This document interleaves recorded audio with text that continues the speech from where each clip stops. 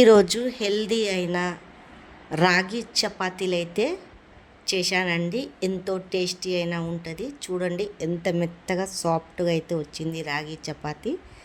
ఇది హెల్దీ పిల్లలైనా పెద్దోళ్ళకైనా ఇలా చేసి పెడితే దానింబడి కర్రీ ఏమో బీట్రూట్ ఫ్రై అండి. ఇలా చేసుకొని క్యారెట్ బీట్రూటు రాగి చపాతీలు ఎంబడి తింటే టేస్ట్ మాత్రం చాలా బాగుంటుంది హెల్దీ పిల్లలకి. ఇది నేను ఈ సమ్మర్లో ఇలా చేసి పెడితే పిల్లలు ఇష్టంగా అయితే తింటారు. ఒక గిన్నె తీసుకొని దాంట్లో 2 పావులు రాగి పిండి తీసుకున్నాను, 1 పావు గోధుమ పిండి, కొద్దిగా దాంట్లో ఉప్పు, కొద్దిగా ఒక 2 చెంచాలు అయితే నూనె అయితే పోసుకున్నాను.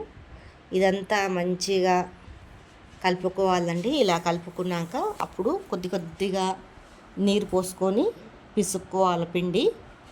ఇలా అంతా చూడండి, అంతా ఇట్లా పిసికేసుకొని గట్టిగా కాకుండా జర సాఫ్ట్గా పిసుకోవాలండి. బాగా ఇట్లా గట్టిగా కావద్దు. చూడండి, మనం చపాతీ పిండిని ఎలా పిసుకుతామో అలా కొద్దిగా నీళ్ళు వేసుకొని సాఫ్ట్గా అయితే చపాతీ పిండిని ఇలా చేసుకోవాలా.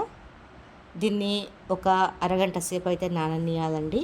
అప్పుడే మంచిగా అవుతుంది చపాతీలు. చూడండి, ఇలా చపాతీ పిండిలాగా అయితే చేసి పక్కకైతే ఒక అరగంట అయితే పెట్టేస్తానండి. మంచిగా నానిపోతుంది ఈ చపాతీ పిండి.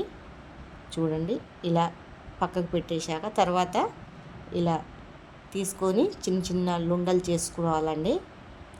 ఇలా చిన్న లుండలు చేసుకొని చపాతీ చేసేసుకోవాలి. బాగా ఒత్తొద్దండి, ఇరిగిపోతుంది.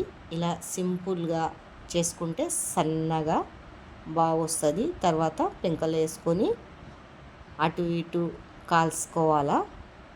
ఇది బాగా కాలాలండి చపాతీ అనేది. రాగి పిండి కదా, మంచిగా ఒక అటు ఇటు తిప్పుకుంటా కొద్దిగా నూనె పెట్టేసుకొని ఇలా అంత చపాతీలు చుట్టుముట్టు మంచిగా కాల్చుకోవాలా. పెంక బాగా వేడెక్కాల. చూడండి, ఎంతో టేస్టీ అయిన చపాతీ అయితే రెడీ అయిపోయింది. మీకు ఇష్టం అనిపిస్తే కామెంట్ చేయండి.